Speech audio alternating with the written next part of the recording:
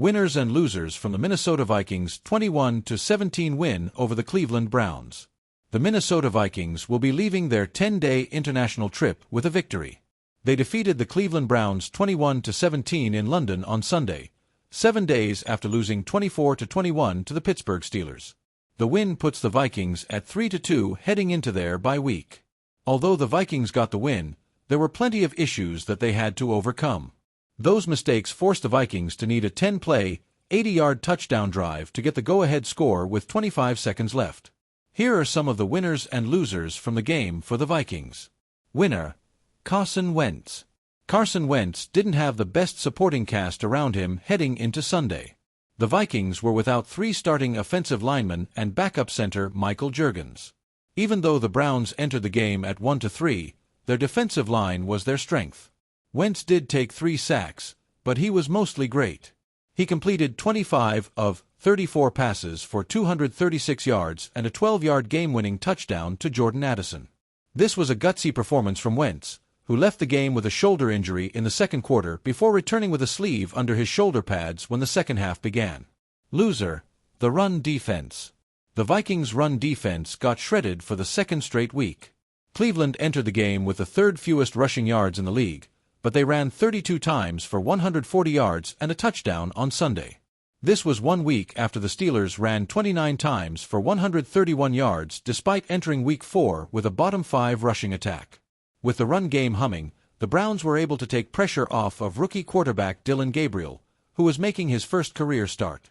Winner: Justin Jefferson. The best wide receiver in the league had his second straight 100-yard game on Sunday.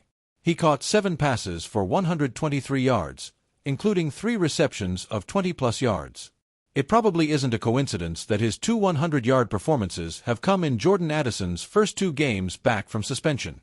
Loser: Jordan Addison. Addison was benched in the first quarter of the game after missing a walkthrough this week, according to Kevin O'Connell. Although Addison still received overall support from O'Connell and Jefferson postgame, it was just the latest sign of immaturity that has plagued the talented young wideout since he entered the league in 2023. Winner: Jordan Addison. However, Addison showed how important he is to the Vikings' offense. His final stat line wasn't spectacular, catching 5 passes for 41 yards. But he caught the final 3 passes of the Vikings' game-winning drive for a total of 23 yards, including the 12-yard touchdown, which required impressive body control to come down in bounds. With Jefferson feasting downfield, Addison took advantage underneath and kept the offense moving forward. Loser: the same mistakes. Had the Vikings lost, it would have been easy to point towards penalties and turnovers as the main culprits. A promising opening drive ended when Jordan Mason fumbled at the Vikings' 47-yard line. Cleveland scored on the ensuing drive. In the fourth quarter, backup running back Xavier Scott fumbled at the Browns' 42-yard line. The Vikings were also penalized 7 times for 50 yards. Several of these were pre-snap penalties, but 2 of these wiped out large gains in the run and pass game. If the Vikings want to beat teams like the Eagles and Chargers after their bye week, they have to clean up self-imposed errors. This article originally appeared on Vikings Wire: Winners and losers from the Vikings' 21-17 win over the Browns. The London crowd got its money's worth on Sunday as the Minnesota Vikings edged out the Cleveland Browns 21-17 in a game that blended chaos, creativity, and clutch execution. What was supposed to be an international showcase turned into a test of will and identity for both teams, one still searching for answers, and the other trying to prove it belongs among the NFC's elite.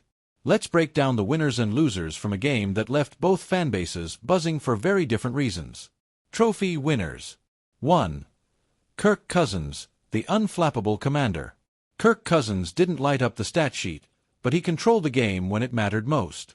He threw 2 touchdown passes and, more importantly, protected the football in a defensive slugfest that punished mistakes. While critics often point to Cousins' struggles under pressure, he seemed comfortable dissecting Cleveland's coverages, using quick reads and smart audibles to neutralize Myles Garrett's relentless pursuit. On the Vikings' final touchdown drive, a methodical 78-yard march, Cousins was surgical, completing 5 straight passes and converting 2 third downs with poise. If this was a measuring stick game, Cousins measured up. He wasn't flashy. He was efficient, calm, and composed, the kind of performance that wins tough games overseas. 2. Justin Jefferson, still that guy. After 2 quiet weeks, Justin Jefferson reminded the world exactly who he is. The Browns secondary, anchored by Denzel Ward, did everything possible to contain him: bracket coverage, safety help, physical press at the line, and it didn't matter.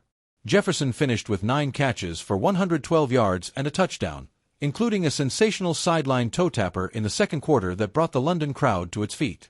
He's not just the Vikings' engine, he's their heartbeat. Every time he touches the ball, you feel the defense's anxiety rise. 3. Brian Flores, the mad scientist. Minnesota's defensive coordinator cooked up a masterclass. Against a Browns team experimenting with Dillon Gabriel under center, Flores dialed up exotic looks that left the rookie QB guessing all afternoon. Blitzes came from every angle: Harrison Smith off the edge, Ivan Pace Jr. in delayed rushes, even corners timing stunts with perfect synchronization. The result? Cleveland never found rhythm. Gabriel was forced into quick throws and uncomfortable decisions, including a costly interception to safety Cameron Bynum late in the fourth quarter. This was vintage Flores: chaos organized into precision. 4. Cameron Bynum, the closer. Bynum's interception sealed the deal. As Cleveland threatened inside the Vikings' 30-yard line with less than a minute to go, Bynum read Gabriel's eyes perfectly, jumped the route, and ended any hopes of a comeback. Beyond the pick, Bynum was a force throughout the game, breaking up passes, helping in run support, and keeping Cleveland's receivers from finding space. His rise from mid-round draft pick to defensive cornerstone is one of the league's most underrated stories. 5. London fans, treated to a real football battle. Many international games end up lopsided or sluggish, but this one delivered entertainment until the final whistle. Fans at Tottenham Hotspur Stadium got the full NFL experience, from bone-crunching hits to late-game drama, to the sight of fans in purple and orange uniting over shared disbelief. This wasn't just a game, it was an event, and it reminded everyone that football's global reach is only growing. Skull losers. 1. Dillon Gabriel, the reality check. It's hard not to feel for the rookie. Dillon Gabriel made his first international start, and the moment seemed just a bit too big. His stat line: 16 of 30 for 178 yards, 1 TD, 1 INT, doesn't tell the full story of missed reads, stalled drives, and forced throws. Gabriel showed flashes of promise: a nice 28-yard strike to Amari Cooper and some pocket mobility.